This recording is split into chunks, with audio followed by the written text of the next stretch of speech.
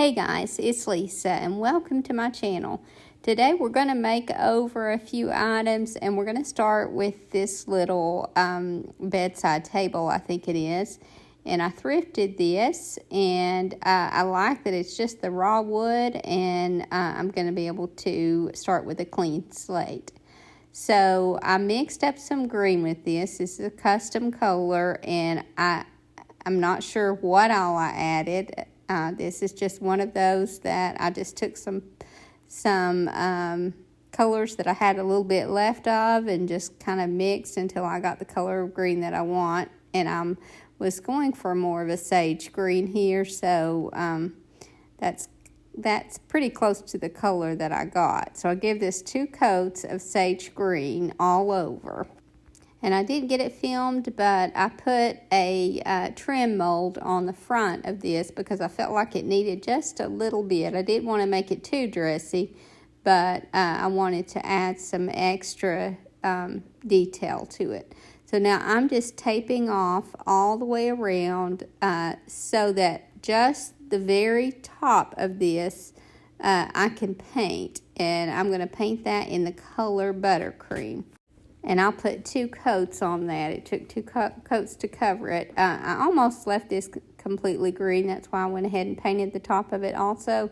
But I decided I just wanted just the Buttercream on the very top. I've been trying for a couple of days to post a video, so I'm sorry that it's been so long since I've posted. But I've really tried to post a video and haven't given up on it completely, but for some reason that particular video just will not upload. It gets about halfway and then it stalls out. So I don't know what the problem is with it, but I'm going to keep trying to figure it out. Meanwhile, I had to just post an entirely new video. So once I get 2 coats on this and let it dry and remove that tape, actually I removed the tape before I let it dry, then I'm going to add this stencil to the top. And I'm just using this with a makeup brush and some Stays On ink. The green part I did with just that same color of green paint. So I just felt like this stencil fit well on the top. So I'm going to add that in the description and the trim mold that I used. Now, because I want this detail to really show up, I just took some of that Buttercream and just kind of dry brushed it over the top of this detail. So I was just really careful not to put too much on my brush and not to put too much pressure when I brushed that over the top, and that brought out some of that detail. Now, I could have added a white wax to that and let the white be on the lower parts, but decided that I didn't want that look. I just wanted to just add some detail over the top. So now I'm taking some gilding wax in the color gold and just kind of taking my finger and just kind of rubbing that over somewhat, and that will mute that white that I put on there but still keep that detail. And then I decide to go ahead and do some of that gilding wax all the way around the outer edge of the top. Now, I didn't want full coverage here because I want it to look like it's worn off, but I did that all the way around just on the top. And then I took some fine grit sandpaper and just very lightly distressed in all the high areas except for that trim mold. And then obviously this will have to be sealed, and I think I just used a clear wax to seal this. And I think that added just enough detail, but still keeping this somewhat simple. So now the next item that I'm going to make over is this little kerosene lamp. And this is very obviously new. It's never been used, and as you can see, the metal on there is very new looking, so I'm not going to like that look, so I'll be changing that. But first, I'm going to unscrew the top from the base, and I'll just be painting the base only in this color of green that I mixed. But first, I'm going to start out with some slick stick, because anytime that you're working with a slick glass, slick stick is just something that really helps it to stick. And I think that of all Dixie Belle's products, the Slick Stick to me is one of their better ones. So I just give this one coat of this Slick Stick and let it dry well before I paint it with that green. And I could have probably gotten away with only one coat of the green after using this Slick Stick, but I did give this 2 coats. Now I've already brushed on some black chalk paint over the metal part of this. I didn't get that on film, but I just kind of put a thin coat of the black for 2 reasons. This gilding wax on that raw metal wouldn't stay on well. It wouldn't go on well, but it'll work well over this paint. But also I like to have the black underneath when I'm trying to make this look like an aged metal. So I'm just using this bronze gilding wax, and then I'll go over it just a little bit with just a touch of the gold gilding wax because I want this to be darker. And as you can see, it's giving me just the look that I want. It's looking like it's an aged brass or an aged bronze. And now this will get, the bottom part will get 2 coats of that color of green. Again, I kind of went for a sage green. Now Dixie Belle has a sage green, but it has entirely too much gray in it to suit me, and this is more the sage green that I think of. And then because I want this detail to really pop, then once I get 2 coats on this and let it dry well, then I sprayed this with a clear coat because I'm going to be going over it with a white wax so that the white wax will settle down into that detail. And especially when you're working with glass, sometimes if you don't clear coat it first, then you'll pull some of that paint off. So I didn't want that to happen. I say that I didn't want it to happen, but I do some intentional distressing. I just wanted to be able to control my distressing. And maybe I could have gotten away with what it pulls off naturally if I didn't seal it. But I didn't want to take any chances. So again, I just put my white wax on and wiped that off well. And then what didn't come off when I was rubbing it hard, I just took my nail and kind of scraped a little bit more off. So as you can tell here, just wiping this wax off didn't take any off, and that was, again, the reason for the clear coat. But when I went back and added a lot of pressure, then I was able to get some distressing, and then use my nail to kind of scrape a couple of other places that I couldn't get enough distress. And some of you might not want any distress on this. I just kind of like the look of that glass showing through in places.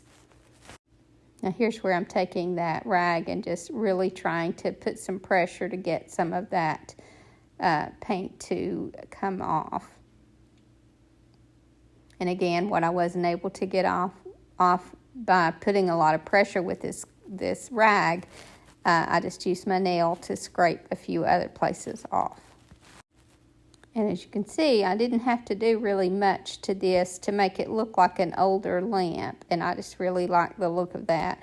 But because I want to dress it up a little bit more without adding anything permanent, I'm going to add a hang tag to this. And so I've been trying lately to make more of my hang tags with the item, although I do have several that are made up ahead, and I could just grab one and put on it. On at least one item of every video, I want to do a tag to match it. And this one was a perfect one because I had this piece of clip art with this little lamp on it in just the right color that I wanted. So it's going to be perfect for this hang tag. And I'm using some cardboard for this hang tag. I just cut some different sizes from cardboard and took some light colored paint and did one very, very thin coat of paint on each side. And now I've taken the scissors around the edges to kind of rough them up. And now I am antiquing around the edges with my antique oxide. And then I'm just taking an old book page and some lace and just kind of layering this. And I won't have to do much to this to make it, to give it enough look, because it's not a very big hang tag. So that's the thing about the smaller hang tags. They're a lot easier to create without having to use a lot of time and materials. But I do love the larger hang tags, and I like to make those on my larger items. As you can see on that lace, it was just a little piece of lace that I had as a scrap, and I took my scissors and pulled at the edges of it because I didn't want anything to be polished on this. I wanted to make it more rustic and shabby. So I just take my scissors and kind of pull at all the edges until I get that look. And then I don't like to put this on exact at all because I like that random look of the layering, and I like to add lace and buttons and items like that, especially to these shabby tags.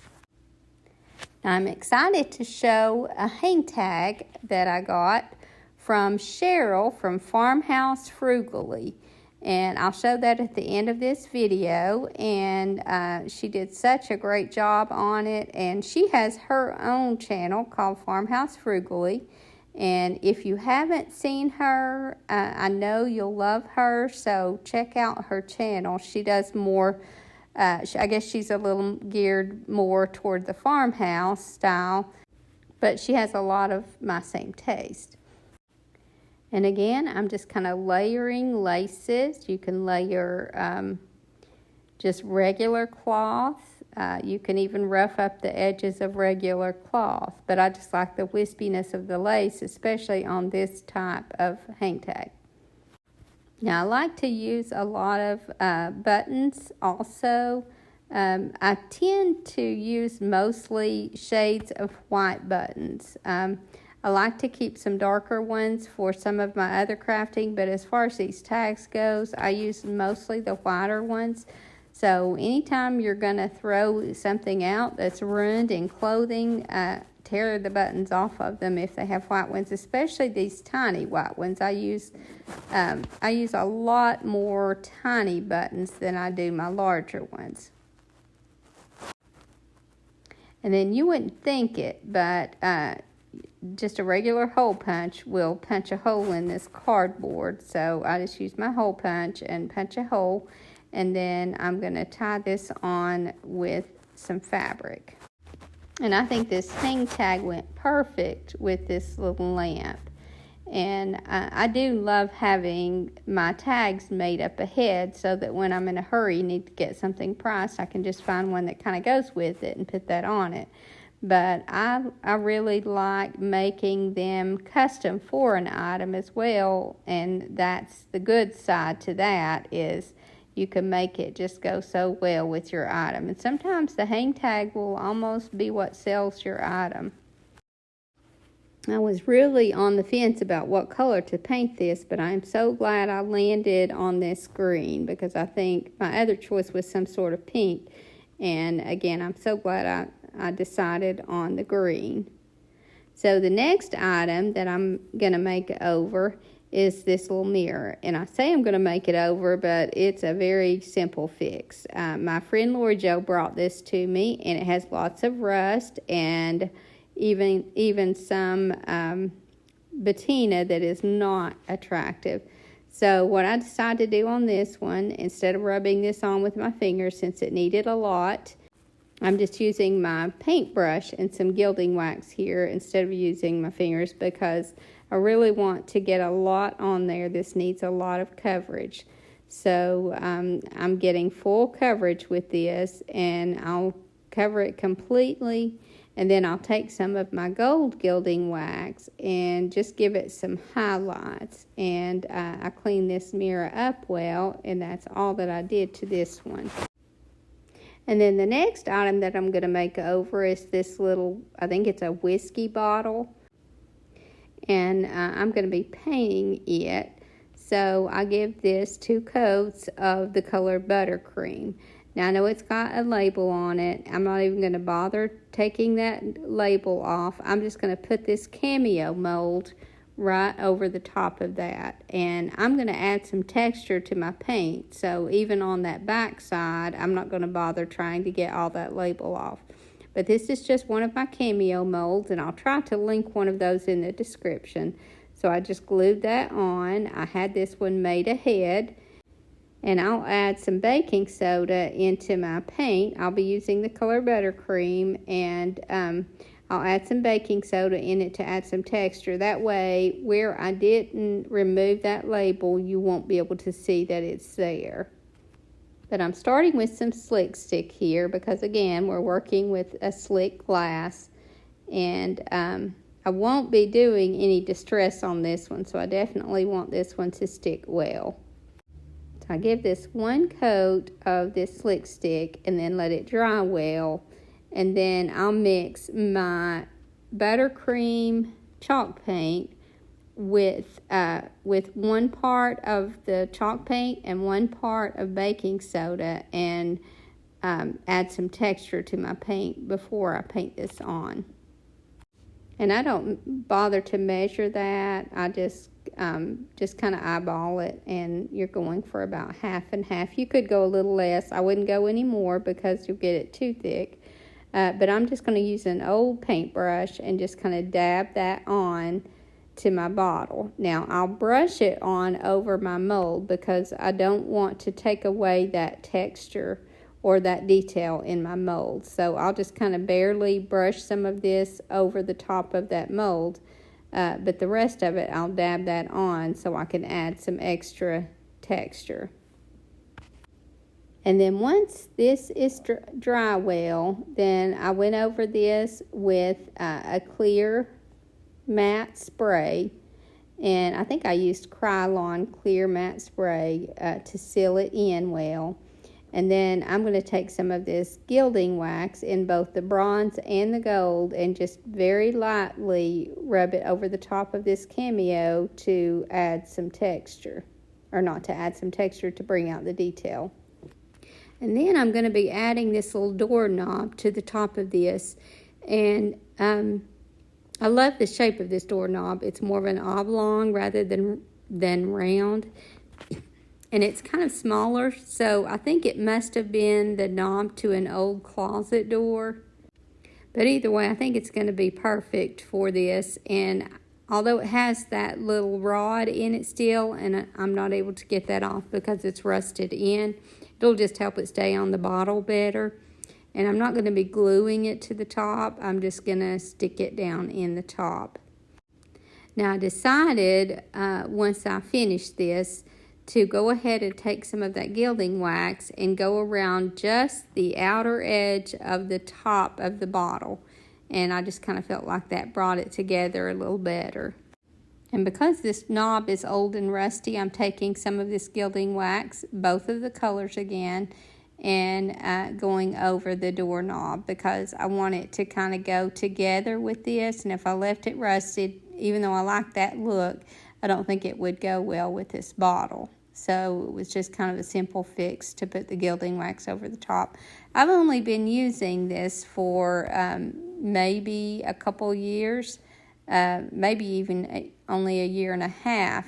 But I really like the gilding wax. At one time I didn't really understand why you would use it until I tried it.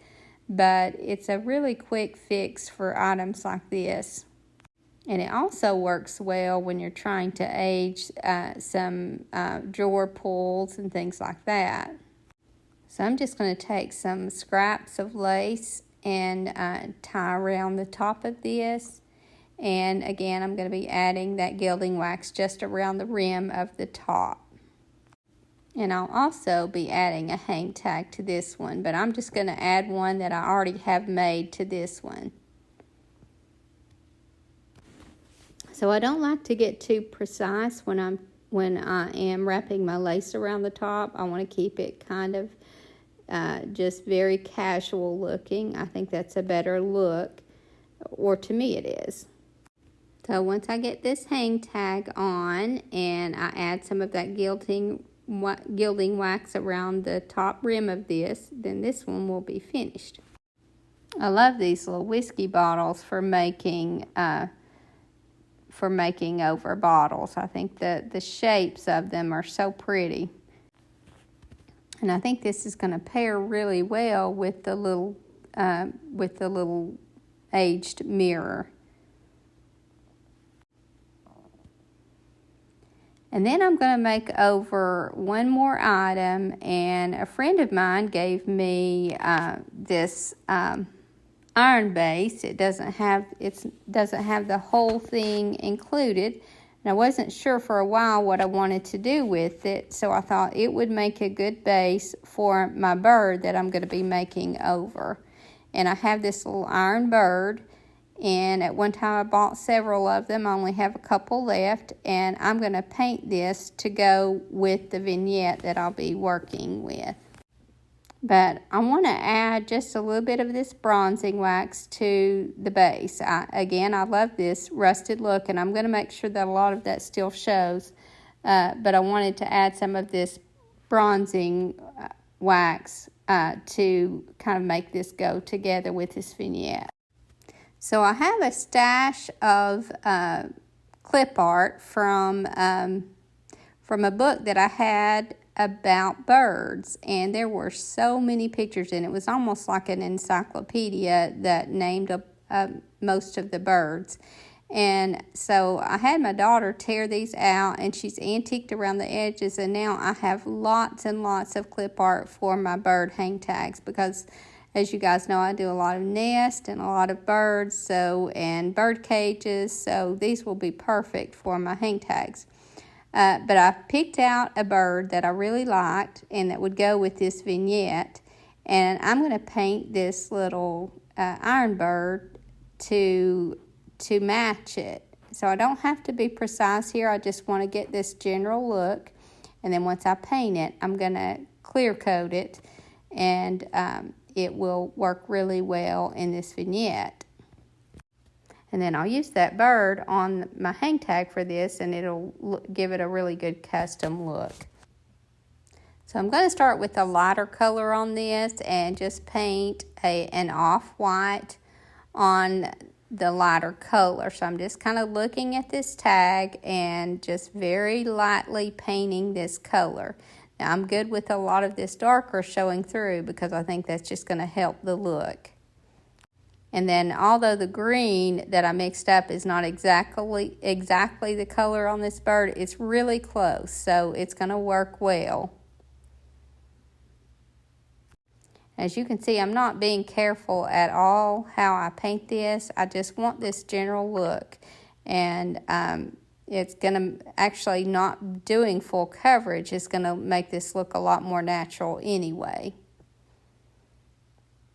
I'm not going to have to paint these eyes in, because when I paint over this dry brushing, which is kind of what I'm doing, I'm not getting down into those eyes anyway, so it's going to leave those darker. And here I'm adding some white to the wings. I'm kind of giving them more of a lighter white, frostier look, because that's the look that it has in the picture. And as you can see, it's not going to be exactly at all. It's just going to mimic it just enough to where that hang tag will really look custom with it. And it's really hard to mess up here, because even if you get a little heavy-handed like I did on the wings, then just take a damp cloth and just kind of wipe away some of that. And you want to wipe away some anyway, so that you get more of this black showing through. So again, if you mess up, you haven't ruined your piece, just paint over it and wipe away what you have that's too much. And this didn't take long at all. I think I had this thing painted in probably 5 minutes. And I feel like it looks a lot like the picture. And I did decide to warm this up a little bit before I put my clear coat on it, which made me have to do a spray clear coat because I'm just using this antiquing ink. And we know that when you brush your clear coat on, this will kind of smear. So I did have to spray a clear coat on this. But I wanted to warm it up and make it look a little more natural. So I added that antiquing ink. But I just love how this turned out. It gave that iron base a purpose. And now here is my hang tag from Cheryl from Farmhouse Frugally. And again, she has her own channel, and I would love it if you would check her out and see what you think. But I think she has a lot of my same taste, and this hang tag is definitely my style. And I love the larger size of it, and then all the lace and ribbon on top. But I don't know where she got this clip art, but I just love it. Again, I love this color of green. This was actually sage green was always my mom's favorite color, so it brings back memories for me. But I love the muted look of it. It has plenty of color, but it's not a color that is just too much.